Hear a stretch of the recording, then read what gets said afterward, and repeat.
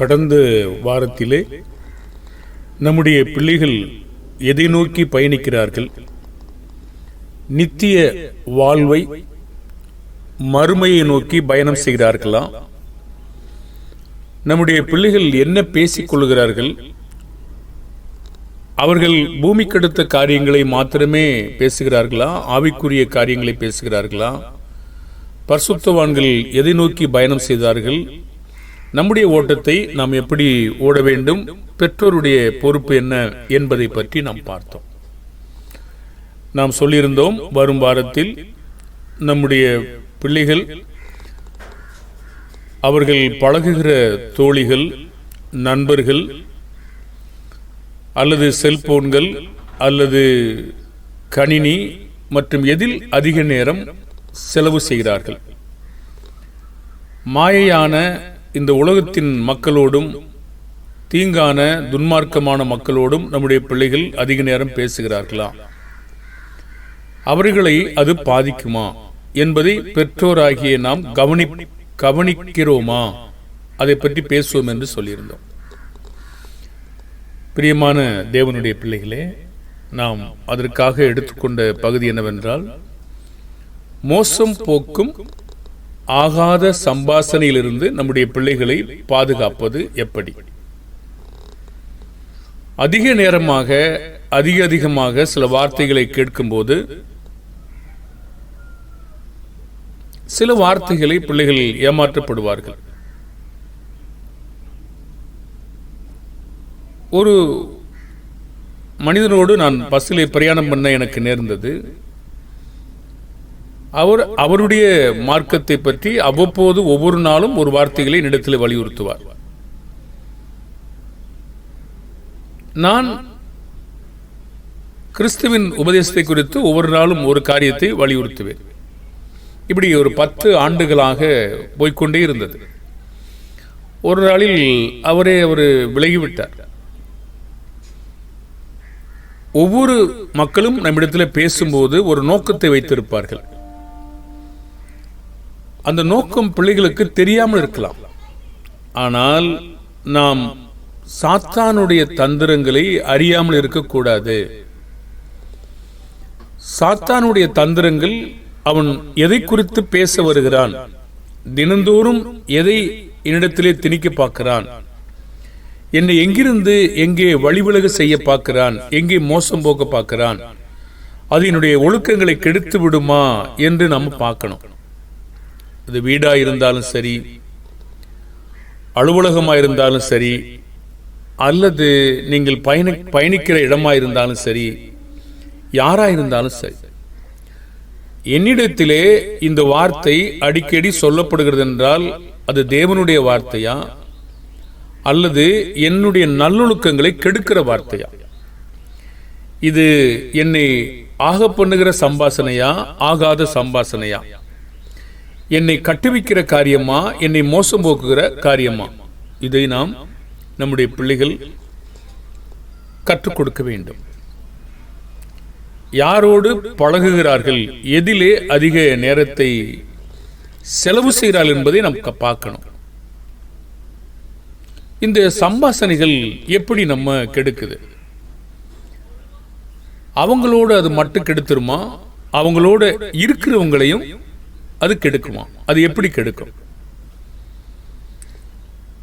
அது உடன் பிறந்தவர்கள், பிள்ளைகள், குடும்பத்தாரையும் எவ்வாறு பாதிப்புக்குள்ளாக்குறது, பெற்றோரை எப்படி துக்கப்படுத்துகிறது, தேவனை அது எந்த அளவுக்கு எரிச்சல் மூட்டுகிறது, எந்த அளவிற்கு நம்ம இகழ்ச்சிக்கு ஆளாகிறோம், இதை திருத்துவதற்கும் உருவாக்குவதற்கும் எவ்வளவு பெற்றோர் பாடுபட வேண்டும் என்பதை பற்றி தான் இன்று நாம் பார்க்க போகிறோம்.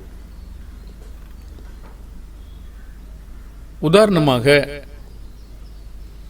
1 Corinthians 15:33 மோசம் போகாதிருங்கள், ஆகாத சம்பாசனைகள் நல்லொழுக்கங்களை கெடுக்கும். கொரிந்து சபையில் இருந்த பிரச்சனை பெரிய பிரச்சனை. பாருங்கள், நம்முடைய பிள்ளைகள் தீயவர்கள் அல்ல. கர்த்தருக்குள் ஞானஸ்நானம் எடுத்து பல ஆண்டுகளாக பயணிக்கிறவர்கள். சரியா? அதுல எந்த குறைபாடும் கிடையாது. அவர்கள் நம்ம சந்தேகப்படுகிறோமா? அப்படி அல்ல. யாரோடு பழகுகிறார்கள், எப்படிப்பட்ட சிநேகம் வைத்திருக்கிறார்கள், அது என்ன செய்யும் என்பதுதான் நாம பார்க்க போறோம். பாருங்க, இது குறித்து நான் முன்னமே நிறைய பாடங்களை பல மாதங்களுக்கு முன்னாடியிலிருந்து போதிச்சுட்டே வந்துட்டு இருக்கோம். நாம கவனிக்க தவறும் பொழுது அல்லது அங்கிருந்து விலகாத பொழுது நம்மை அது மோசப்படுத்தி விடும் என்பதில் நம்ம கவனமா இருக்கணும். உதாரணமா ராஜாக்கள் காலத்தில் நடந்த ஒரு சம்பவத்தை நான் உங்களுக்கு சொல்லட்டும். 2 நாளாகமம் 19ஆம் அதிகாரம் 2வது வசனம்.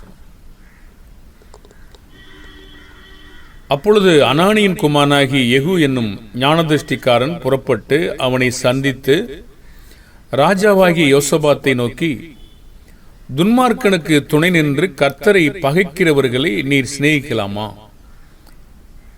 இது நிமித்தம் கர்த்தருடைய கடும் கோபம் உன்மேல் வர இருந்ததுன்னு சொல்றார்.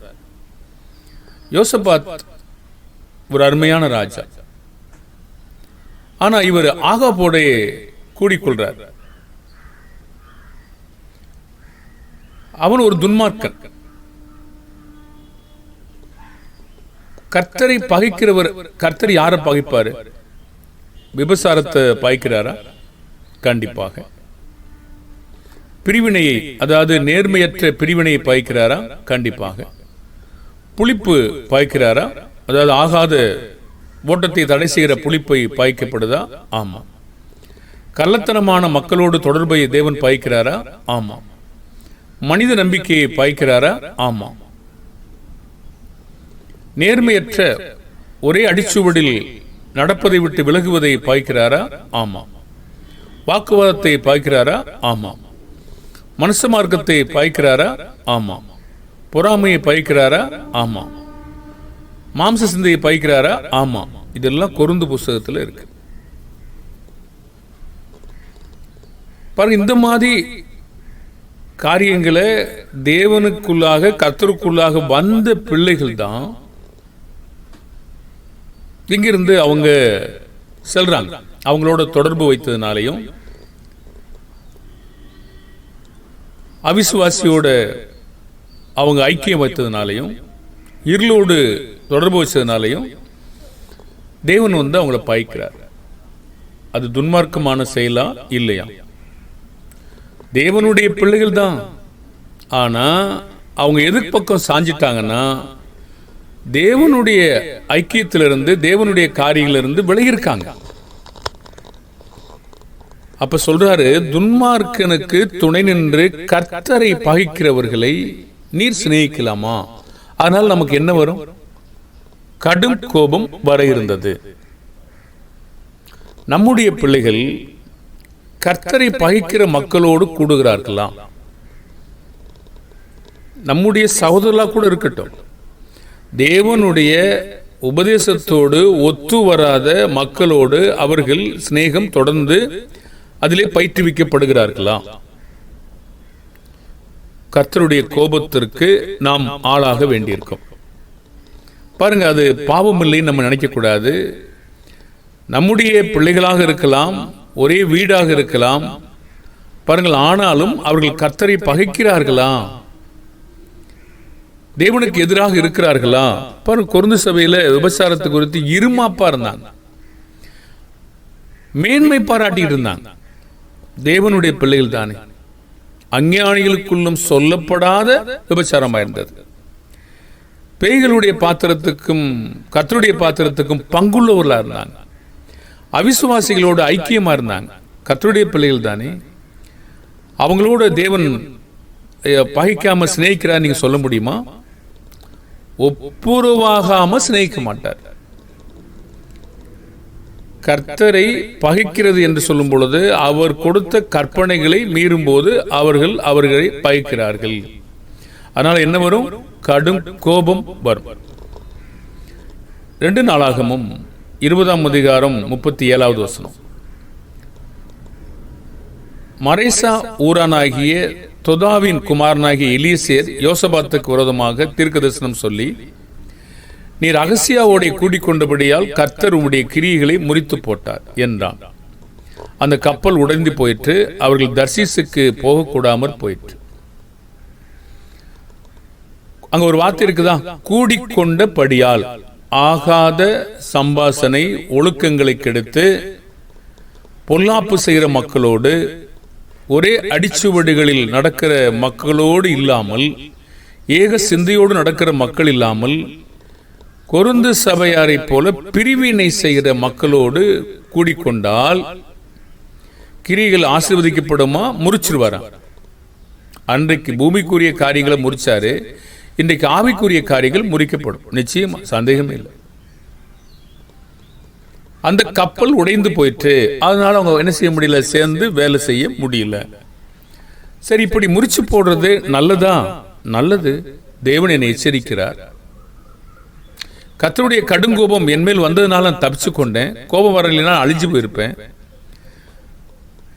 அப்ப கர்த்தருடைய அந்த கோபம் என் மேல் வரும்போது நான் புரிந்து கொள்வதற்கு எனக்கு ஏது உண்டாக்கினாரு. அதற்காக தேவனுக்கு நான் என்ன செய்யணும்? நன்றி சொல்லணும். முறித்து போட்ட உடனே நான் அடுத்த காரியங்களை செய்வதற்காக இல்லாம ஏன் முறிச்சாரு என்று நான் பார்க்கணும். அப்போ நான் பொல்லாப்பு செய்யற மக்களோடு கூடுனதுனால, பொல்லாப்பு செய்யற மக்களுக்கு துணை செய்தேன். கர்த்தருடைய பிள்ளைகள் ஒற்றுமையை கலைக்கிற மக்களுக்கு நான் துணையா இருந்தேன். ஒருவேளை நீங்க பிளான் போட்டு கொடுக்காம இருக்கலாம், மூளையாக செயல்படாம இருக்கலாம், அவங்களோட சேர்ந்து போறோம் இல்லையா, அதுவே பொல்லாப்பு தானே. பாருங்க, துணை நிக்கலைன்னா ஒரு மனுஷன் என்ன செய்வான்? ஒன்றும் பண்ண முடியாது. பிரிவினை உண்டாக்க முடியாது, கலைக்கவும் முடியாது. அப்ப துணை செய்வது என்பது அவனோட சேர்ந்து நானும் நிக்கிறேன், கிளம்பு என்று நம்ம கிளம்புறோம். உங்களுக்கு ஒரு பொறாமை இருக்கலாம், அவனுக்கு ஒரு பொறாமை இருக்கலாம், இன்னொருத்தருக்கு ஒரு பொறாமை இருக்கலாம். இன்னொருத்தருடைய பாவத்தை கடிந்து கொண்டிருப்போம், இன்னொருத்தருடைய பாவத்தை கடிந்து கொண்டிருப்போம், இன்னொருத்தருடைய பாவத்தை கடிந்து கொண்டிருப்போம். சேர்ந்து நின்று நம்ம பொறாமையா இருந்து பிரிவினை செய்யறோம். பொல்லாப்பு தானே. அது பாவம் இல்லையா? பாவமா தெரியாதா? பாருங்க, கர்த்தர் சொல்றாரு 1 Corinthians 5:6, நீங்கள் மேன்மை பாராட்டுகிறது நல்லது அல்ல. கொஞ்சம் புளித்தமா பிசைந்தமா முழுவதும் புளிப்பாக்கும். அப்போ இந்த விபச்சாரம் தான் பேசுறாரு. நம்ம வேறு வகையில் பொருத்தி பார்ப்போம். பிசைந்தமா என்பது அங்கே உருவாக்கப்பட்ட மக்கள். புளிப்பு என்பது பாவம் செய்த அந்த மக்கள், அந்த மனிதன் வச்சுக்கொள்வோமே. சரி, அப்போ இந்த ஒரு மனிதன் பாவத்தினாலே உருவாக்கப்பட்ட அந்த மக்களை இது கெடுத்துச்சா கெடுக்கலையா? புளிப்பாக்குச்சா ஆக்கலையா? அப்ப அதற்கு நாம காரணமா இருந்தோமா? நீங்க மறுபடியும் சொல்றேன், நீங்க ஒன்னும் செய்யாம இருக்கலாம், ஆனா அவனோட சேருவதே சேர்ந்தாலே புளிப்பாயிடும். அதுவே பாவம். புளிப்பாயிட்டோமா? ஆயிட்டமே. இயேசு என்ன எச்சரிக்கை செய்தாருங்க? லூக்கா 12:1, அத்தருணத்தில் அநேகமாயிரம் ஜனங்கள் ஒருவரை ஒருவர் மிதிக்கத்தக்கதாக கூடி வந்திருக்கையில் அவர் முதலாவது தம்முடைய சீசரை நோக்கி, மாயமாகிய பரிசேயருடைய புளித்தமாவை குறித்து எச்சரிக்கையாருங்கள் சொன்னார். அப்ப நம்ம எச்சரிக்கை கொடுக்கும் போது பிள்ளைகள் கேட்காதபடினாலே அதற்குள்ள விழுந்துட்டாங்க. அப்போ இந்த பழையற்பாட்டு தீர்க்கதரிசன புத்தகத்தில் 2 ஸ்திரீகளை பற்றி பேசப்படுது. அவங்க கர்த்தரை மெய்யாகவே மனம் திரும்பல, கள்ளத்தனமா திரும்பினாங்கன்னு சொல்லுது. அப்ப கள்ளத்தனமான மக்களையும் புளிப்பான மக்களையும் ஆகாத சம்பாஷணை செய்கிற மக்களையும் ஒரே அடிச்சுவடுக்கு விரோதமாக இருக்கிற மக்களையும் நாம கண்டுபிடிக்க தெரியணும். அவங்க தெரியாதனால அவங்களும் நம்முடைய மக்கள் தான் என்று நம்ம நினைச்சோம். அதனால நம்ம ஏமாற்றப்படுகிறோம், அதனால பிரிவினை ஆயிட்டோம். பிரிவினை ஆவதற்கு நம்ம காரணம் ஆயிட்டோம். அது பாவம் இல்லையா? கலாத்தியர் 5:7, உங்கள் ஆவிக்குரிய ஓட்டத்தை தடை செய்கிறவனுக்கு துணை நின்றால் நம்முடைய ஓட்டத்திற்கும் மற்றவருடைய ஓட்டத்திற்கும் நாம் தடையா எடுக்க காரணமா இருந்தா அது பாவமா இருக்காதா? ஆவிக்குரிய ஓட்டத்தை தடை செய்கிறவனுக்கு துணை நின்றால் அது பாவம் இல்லையா? அவனை சப்போர்ட் பண்ணா அது பாவம் இல்லையா? அதனால மற்றவனுடைய ஓட்டமும் என்னை பார்த்து தடையாச்சே, அது பாவம் இல்லையா? அப்போஸ்தலனாகிய பேதுரு மாயம் பண்ணாரு, அது மற்றவங்க கெடுக்கப்பட்டாங்க, அது பாவம் இல்லையா? மற்றவங்க கெடுக்க காரணமா இருந்தது யாரு? பேதுரு தானே. பாவம் செய்தது யாரு? பேதுரு. அப்ப கெடுக்கப்பட அவங்களை பார்த்து பின்பற்றினது யாரு? மற்றவங்களும். நாம் அதில் பாவம் செய்யலையா? கலாத்தியர் 5:7-8 நீங்கள் நன்றாய் ஓடினீர்கள், சத்தியத்திற்கு கீழ்ப்படியாமல் போக உங்களை தடை செய்தவன் யார்? இந்த போதனை உங்களை அழைத்தவரால் உண்டானது அல்லன்னு சொல்றார். அப்ப இந்த சத்தியம் என்ற அந்த காரியங்களுக்கு கீழ்ப்படியாமல் போக உங்களுக்கு உதவி செய்தது யாரு? அது அழைத்தவரால் உண்டான போதனை இல்லையே. நீங்க நல்லா தானே ஓடுனீங்க. அப்ப தடை செய்தவன் யாராவது இங்க இருக்காங்க இல்லையா, அவனுக்கு பின்னாக நீங்களும் தடை செய்வதற்கு துணை நின்றபடியினாலே பாவமாகும்.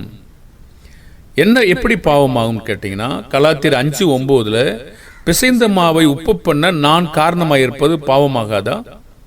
புளிப்புள்ள கொஞ்சம் மாவானது பிசைந்த மாவு அனைத்தையும் உப்பு பண்ணும்.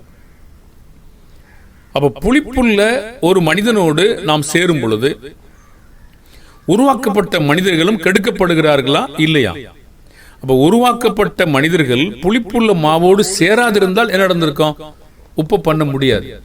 அப்ப இவங்களையும் அதுக்குள்ள சாரம் உப்பு பண்ணிச்சா பண்ணலையா? அப்ப அதுல நானும் ஒரு பங்கு வச்சிருக்கேனா இல்லையா? அறிந்தோ அறியாமலோ நான் ஏதோ ஒரு வகையில பங்கு வச்சிட்டேன். அது உப்பு பண்ணுமா பண்ணாதா? நிச்சயமா உப்பு பண்ணும். கலாத்தியர் 5:10 கர்த்தருடைய பிள்ளைகளை கெடுக்கும்படி கலக்குகிறவர்களுக்கு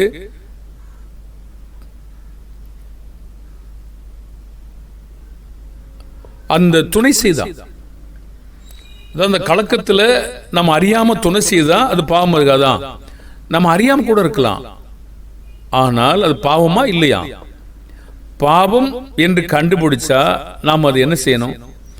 பாவம் என்று பார்ப்பதற்கு நமக்கு காதுகளும் வேணும், கண்களும் வேணும் கேட்பதற்கு.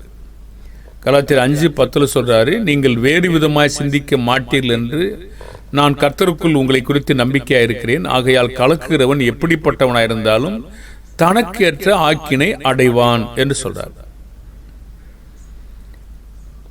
அப்போ ஆக்கினை அவங்களுக்கு கிடைச்சிட்டோம். அந்த ஆக்கினையில நீங்களும் அறியாம பிரிவினை செய்ய காரணமா இருந்தீங்களா இல்லையா? அது பாவமா இல்லையா? அநேக மக்கள் உப்பு பண்ணிச்சு, அது பாவமா இல்லையா? அநேக மக்கள் சத்தியத்திற்கு கீழ்ப்படியாம விலகி போயிட்டாங்களே, பாவமா இல்லையா? மனிதனை நம்பும்படி இழுக்கப்பட்டாங்க, பாவமா இல்லையா? மனிதனை நம்பும்படி அங்கே அப்போஸ்தலனாகிய பவுல் கிறிஸ்துவை அறிவித்த பொழுது அப்பொல்லோவையும் பவுலையும் சேர்ந்தது பாவமா இல்லையா? நாம் பாவம் என்னவென்று பார்ப்பதற்கு நமக்கு கண்கள் வேண்டும். நாம் உலகத்தை பார்க்க கூடாது. இதெல்லாம் நம்முடைய பிள்ளைகள் எங்கிருந்து கண்டுக்கிறாங்க? உலகத்தை பார்க்கிறாங்க, புறஜாதிகளுடைய மார்க்கத்தை கற்றுக்கொள்ளுகிறார்கள். அப்ப இவைகள் நாம் இந்த விதமான தவறான சிநேகம் இருக்கிற பொழுது நம்முடைய பிள்ளைகள் கெடுக்கப்படுவார்களா?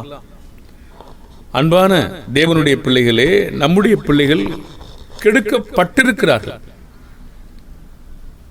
ஆகையினாலே நம்முடைய பிள்ளைகள் எப்படிப்பட்ட மக்களோடு பழகுகிறார்கள், எந்த சிந்தனையோடு அவர்கள் பேசிக் கொண்டிருக்கிறார்கள், எதை நம்புகிறார்கள் என்பதை நாம் என்ன செய்யணும்? பார்க்கணும். இல்லைன்னா அவர்கள் புளிப்பாகி வந்திருப்பார்கள். அவங்களுக்கு அது புளிப்புன்னு தெரியல, ஆனா அதோட சேர்ந்ததுனால புளிச்சிட்டாங்க. சரியா சொல்றோமா? பாருங்க, சேர்ந்ததுனால அவங்களுடைய சுபாவங்களை இவங்க கத்துக்கிட்டாங்க, அவங்களோட சேர்ந்து அவங்க ஒத்துழைப்பு கொடுத்தாங்க. அதனால என்னாச்சு? அது புளிச்சு போச்சு. வேறு ஒரு வகையா நம்ம பேசுவோம். இஸ்ரவேலர்கள் ராஜாவை கேட்டது யாரை பார்த்து அவங்க ராஜாவை கேட்டாங்க? 1 சாமுவேல் 8:4-7 அப்பொழுது இஸ்ரவேல் மூப்பர் எல்லாரும் கூட்டம் கூடி ராமாவில் இருந்த இஸ்ரவேலிடத்தில் வந்து, இதோ நீர் முதிர் வயதுள்ளவரானீர், உம்முடைய குமாரர் உம்முடைய வழிகளில் நடக்கிறதில்லை, ஆகையால் சகல ஜாதிகளுக்குள்ளும் இருக்கிறபடி எங்களை நியாயம் விசாரிக்கிறதுக்கு ஒரு ராஜாவை ஏற்படுத்த வேண்டும் என்றார்கள். முதல் காரியத்தை கவனிங்க, இஸ்ரவேல்ல இன்னும் ராஜா இல்லை. இஸ்ரவேலில் ராஜா இல்லை. அதுக்கு முன்னாடி ஏசா வேற வழியில போயிட்டாரு. அவர் இஸ்ரவேல்ல இதான் முதல் ராஜா. அவங்க எங்க பார்த்தாங்க பாருங்க, ஆகையால் சகல ஜாதிகளுக்குள்ளும் இருக்கிறபடி. நம்முடைய பிள்ளைகள் இந்த மாதிரி உலகங்களை பார்த்து சில காரியங்களை கற்றுக்கொண்டு தேவனுக்கு எதிராக திரும்புகிறார்களா? அப்போ தேவனுக்கு எதிராக இந்த திரும்புகிற செயல் எங்கிருந்து கற்றுக்கொண்டாங்க பாருங்க. அவங்க கற்றுக்கொண்ட அந்த காட்சி தேவனுக்கு பிரியமானதா இல்லையா? 6ஆம் வசனம் 1 சாமுவேல் 8:6 அவள் சொன்ன வார்த்தை சாமுவேலுக்கு தகாததாய் காணப்பட்டது. சரி, தகாததாய் காணப்பட்டது அப்படின்னு ஒன்னு சாமுவேல் என்ன செய்யறாங்க? கர்த்தரை நோக்கி விண்ணப்பம் பண்றார். நாம என்ன செய்யறோம்? அது தகுதியா தகுதி இல்லையாங்கிற கவலை கிடையாது. நம்மளா யோசிக்கிறோம். ஜெபம் தேவன் நமக்கு உணர்ந்து விடுதலை தருவார். ஒரு ஜெபம் நம்மளை காப்பாற்றும். ஜெபம் நமக்கு வெற்றியை தரும். ஜெபம் பாவம் செய்யாமல் இருப்பதற்கு தேவனால் உதவி நமக்கு கிடைக்கும். ஒவ்வொரு காரியத்திற்கும் நமக்கு தேவனிடத்தில் நோக்கி விண்ணப்பம் பண்றது நல்ல ஒரு முறையாக தான் இருக்கிறது. சரி, இது தகுதி இல்லாத காணப்பட்டது. உடனே கர்த்தர் சொன்னாரு 7ஆம் வசனத்தில், அப்பொழுது கர்த்தர் சாமுவேலை நோக்கி, ஜனங்களுடைய சொல்லுவது எல்லாவற்றையும் கேளு, அவர்கள் உன்னை தள்ளவில்லை, நான் அவர்களை ஆளாதபடி என்னை தள்ளினார்கள். அப்போ ஆகாத சம்பாஷணைகள், ஆகாத பார்வை, நமக்கு சம்பந்தமில்லாத ஒரு மனிதனுடைய பேச்சு, நமக்கு தொடர்பில்லாத மக்களை பார்க்கறது பாவமா? பாவம் இல்லையா?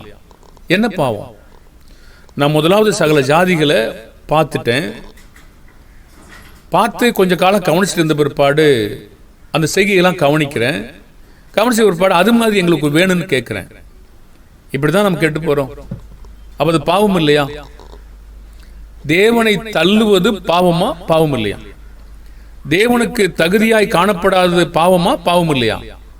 அப்படியானால் நாம இந்த விதமான புறஜாதிகளுடைய வழக்கங்களும் ஆகாத சம்பாஷணைகளும் நேர்மையற்ற வேலைகளை செய்யும் பொழுது தேவன் என்ன சொல்றாரு?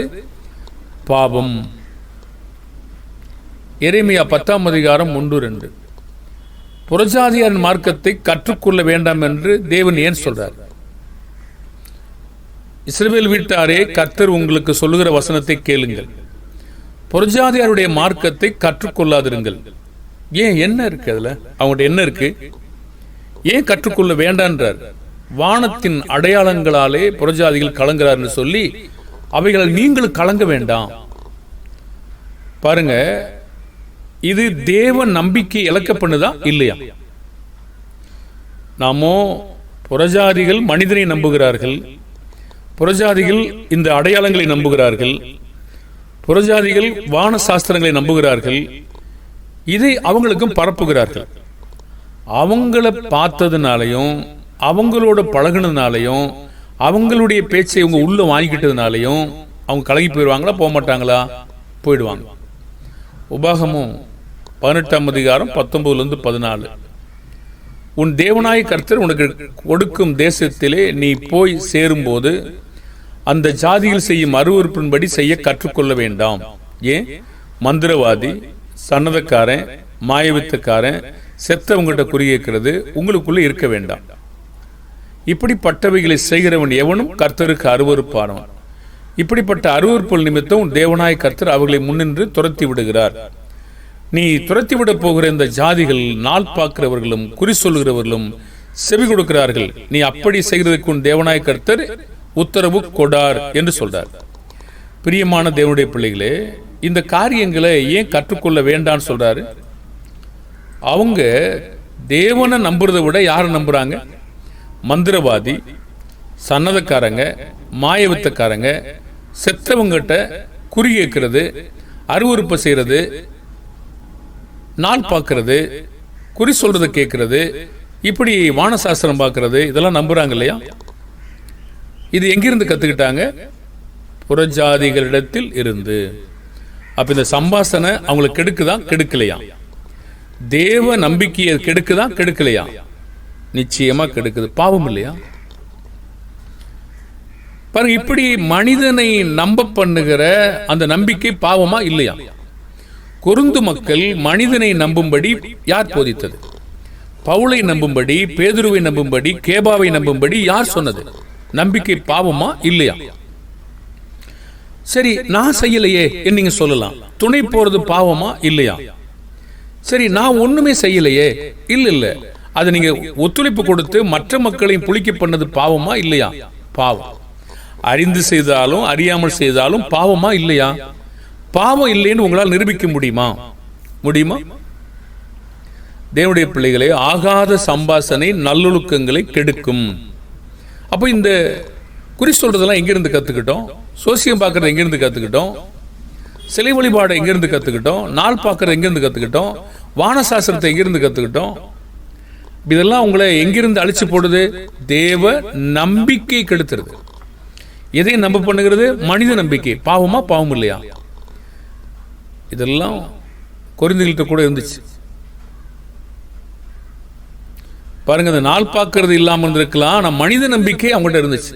அநேக பிரச்சனையான காரியங்கள் அங்கே இருந்தது. அப்போ ஆகாத சம்பாசனை அப்படிங்கிறது நல்லொழுக்கங்களை கெடுக்கும் பொழுது நம்ம தோழமை யாரோட வைக்கிறோம் அப்படிங்கிறத நம்முடைய பிள்ளைகளை கவனிக்கணும். அந்த பிள்ளைகள் தோழமை சில கெட்ட புஸ்தகங்களாக இருக்கலாம், யூடியூப் பிரசங்கங்களாக இருக்கலாம், அல்லது தவறான நம்பிக்கையா இருக்கலாம், அல்லது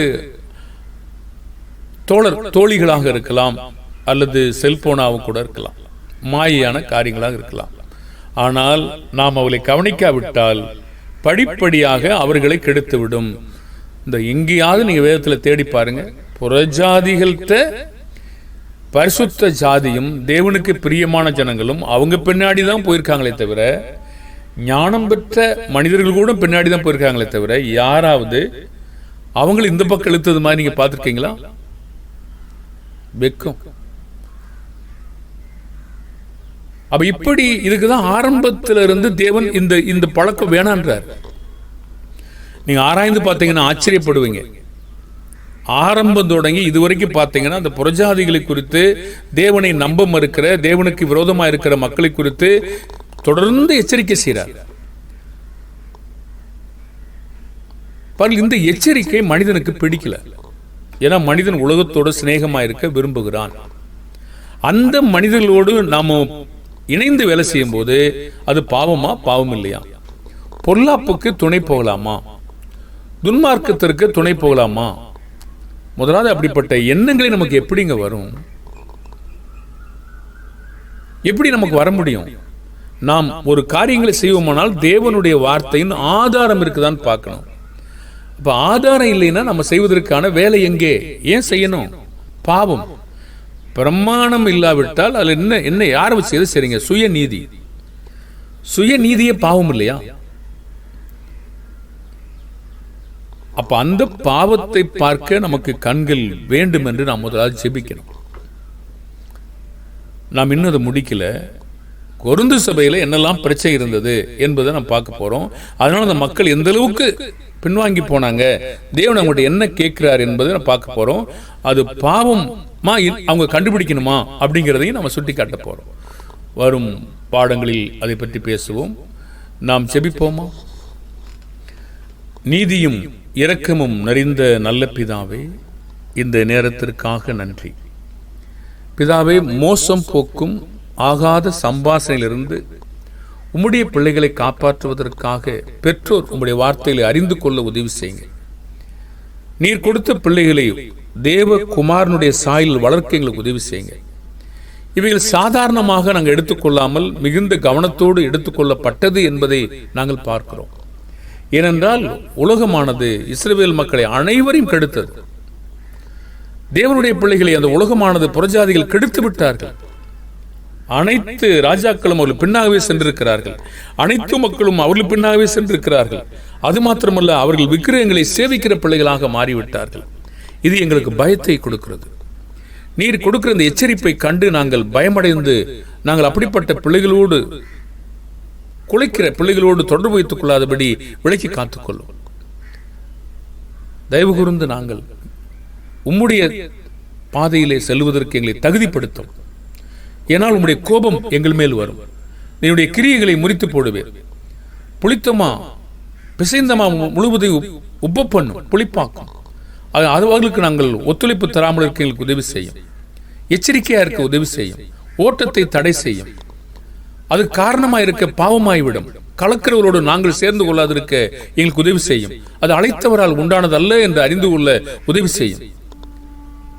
சத்தியத்திலிருந்து எங்களை விலக்கிவிடும். நாங்கள் புறஜாதிகளை பார்க்காதபடி தேவனை அவருடைய குமாரனையும் அடிச்சுவடையும் பார்க்க எங்களுக்கு உதவி செய்யும். பிள்ளைகளை நீர் பாதுகாப்பீராக. அறியாமல் செய்கிற பிள்ளைகளை மன்னிப்பீராக. மனம் திரும்ப உதவி செய்வீராக. பாவங்களை பார்ப்பதற்கு கண்களை தாரும். உம்முடைய வார்த்தைகளை கேட்பதற்கு செவியை திறந்தரலாம். இயேசுவின் நாமத்தில் செபிக்கிறோம் நல்ல பிதாவே, ஆமேன். வாழ்த்துக்கள் அன்பான தேவனுடைய பிள்ளைகளே.